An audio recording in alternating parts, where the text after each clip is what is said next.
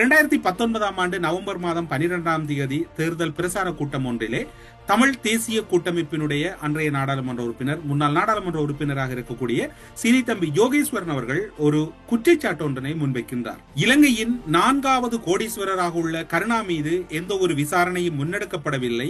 இது தொடர்பில் லஞ்ச ஊழல் ஆணைக்குழுவில் தேர்தல் முடிவடைந்தவுடன் நாங்கள் உடனடியாக முறைப்பாடை பதிவு செய்வோம் என்று யோகேஸ்வரன் அவர்கள் அந்த பிரசாரத்திலே குறிப்பிடுகின்றார். அது மட்டுமல்லாது அவர் அந்த பிரசார நடவடிக்கையின் போது இன்னும் ஒரு தகவலையும் பகிர்ந்து கொள்கிறார்.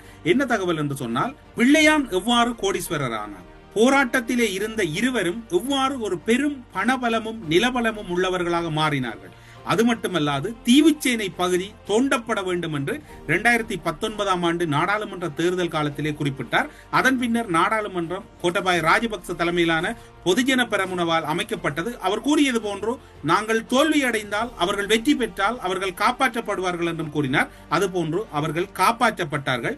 இருவரும், கருணா பிள்ளையான் ஆகிய இருவரும் பல கொலைகள், கொள்ளைகள், பல விடயங்களோடு தொடர்பட்டவர்கள் என்று யோகேஸ்வரன் அவர்கள் குறிப்பிடுகின்றார்.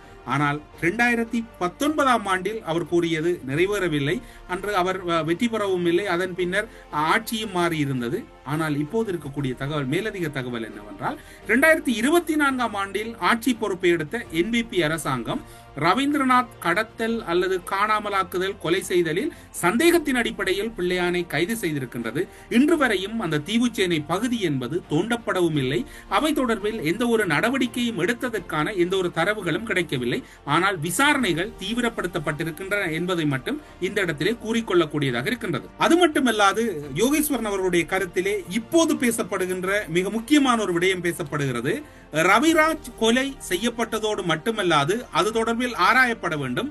அந்த விவகாரமும் தீவுச்சேனை பகுதிக்குத்தான் எடுத்துச் செல்லப்பட்டதாக ஒரு தகவல் இருக்கின்றது.